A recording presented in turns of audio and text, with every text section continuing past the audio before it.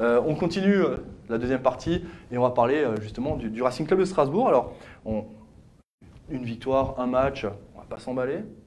Si le Racing gagne face à Saint-Etienne, on va essayer de ne pas s'emballer. Tu as envie de t'emballer ce soir. Mais oui, clairement, parce que le Racing m'a fait plaisir. Mais moi, j'ai envie de savoir surtout, alors au-delà de la place en termes de chiffres, hein, mais à quelle place peut finir le Racing Club de Strasbourg cette saison. Alors, parenthèse, Samuel Lupoua, l'ancien international camerounais, était sur RMC Sport dans l'after, il a dit qu'il voyait le Racing surprise, et surprise, top 5.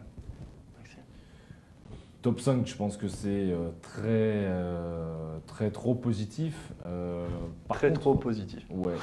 Par contre, je vois quand même bien le Racing effectivement taper à la porte du top 10 à la sortie de l'hiver. Sur ce qu'on a vu en tout cas sur ce premier match, après on ne peut pas en tirer de conclusion, mais sur le recrutement et l'expérience, on en a suffisamment parlé, la maturité de cette équipe-là, ça ne serait pas totalement idiot de placer le Racing une place dans le top 10. Alors quand je dis top 10, c'est entre la 5e et la 10e place. 5e et 10e place. Ok, donc tu places quand même dans la barre haute finalement. Oui, ouais. D'accord. Jaf, cette équipe, tu la vois comment? C'est compliqué à dire parce que il y a pas mal d'équipes quand même qu'on ne voit pas jouer au tableau, qui peut jouer au tableau. Tous les ans, il y a une équipe comme ça. Et non, mais après, avec le premier match de Strasbourg, je pense qu'ils peuvent vraiment faire quelque chose cette année. Donc quand Samuel Lupoua dit que le Racing peut être une surprise et qu'il le place dans le top 5, d'ailleurs c'était un peu chaud même sur le plateau de RMC, toi il n'est pas fou. Non, tout le monde peut finir à la première place, même si il y a des grosses équipes devant, mais après voilà. D'ailleurs le Racing est 5e pour le moment. Sur le classement en direct, non, mais on rigole bien évidemment, il y a eu aucun match nul, 10 victoires et enfin, forcément 10 défaites, logique. Fabio, ce Racing top 5, pas top 5? Il y a Paris, Lyon, Monaco, Marseille, encore une dernière place. Pourquoi pas, mais bon après on ne peut pas juger tout sur un match, on a fait un bon match, d'accord. Bon, ils avaient quand même un rouge Bordeaux en face, faut pas l'oublier. Et maintenant, la saison dernière, on a bien fini à la trêve 11e, il me semble. Même 9e, je crois, la trêve. Si je suis plus sûr, 9e, hein, c'est ça?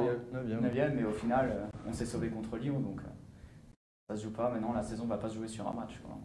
Jackie, j'ose même pas vous poser la question, j'ose pas vous poser la question, mais je suis obligé. Non, parce que après il y a le public, il y a la presse, il y a tous les gens qui veulent que ça se passe comme ça. On a déjà dit que c'est vrai qu'ils étaient dans le top 10 à la fin des matchs allés. Avant d'aller jouer à Metz, ils étaient 9e avec 24 points. Ouais. Donc je ne pense pas que dans l'entourage très proche du club, on veut finir dans le top 5 ou dans le top 10. Le tout, c'est de consolider le club, de consolider l'équipe et de travailler sur la durée. Parce qu'un championnat, c'est long, parce qu'il peut y avoir des blessés, parce que ça. Il y a plein d'embûches. Après, c'est bien que ça se passe dans ce sens-là. Il y a une grande ferveur, il y a pratiquement 20 000 abonnés. Je crois que c'est du jamais vu ici. Voilà, mais disons que si on finit un bon milieu de tableau, je pense que ça sera très très bien. Il faut pas brûler les étapes. 19 187 pour être précis en termes d'abonnement, c'est fini depuis ce week-end. Maxime, tu voulais réagir? Oui, il y a forcément l'objectif rationnel qui est le maintien. Bien sûr, c'est l'objectif rationnel. Et si le Racing Club de Strasbourg terminait 15e, je ne vais pas dire qu'on signe tout de suite, mais ça serait déjà un objectif atteint. Mais sur le potentiel de cette équipe-là, additionné à un ventre mou qui depuis 3, 4, 5 saisons avec le Paris Saint-Germain et puis les trois derrière que sont Monaco, Lyon et Marseille, il y a un ventre mou qui est très homogène jusqu'à la sortie de l'hiver, entre la 5e et la 15e place, où souvent ça se tient en même pas une dizaine de points à la sortie de l'hiver. Et la preuve en est Saint-Etienne et Bordeaux, qui étaient dans de très mauvaises situations à la fin du cycle aller et qui se sont retrouvés à batailler, et Bordeaux à se qualifier pour l'Europa League. Ouais. Donc, et le Racing qui était 9e à Noël. Donc si on met ces paramètres-là, on peut potentiellement être confiant pour une place éventuelle du Racing dans ce top 10. Jaf, juste pour rebondir encore une fois à ce que disait Samuel Lupoua, tu as vu le deuxième but de Nuno da Costa? La construction du but. Samuel Lupoua disait que c'était le plus beau but qu'il avait vu de l'année, Coupe du Monde compris. Et il disait parce que pour un éducateur, c'est tout ce qu'on a envie de montrer dans les écoles de foot.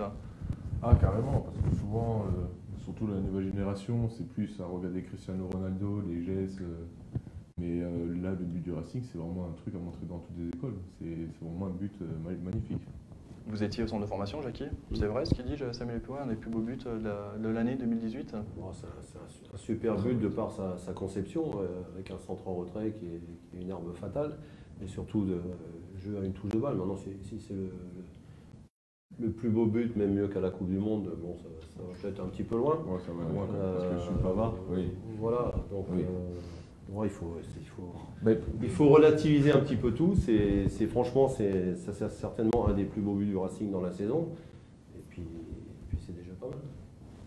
Tu voulais réagir? De Pavard qui est aussi dans la construction, qui est au-delà, il y a la frappe de Pavard, mais la construction est magnifique.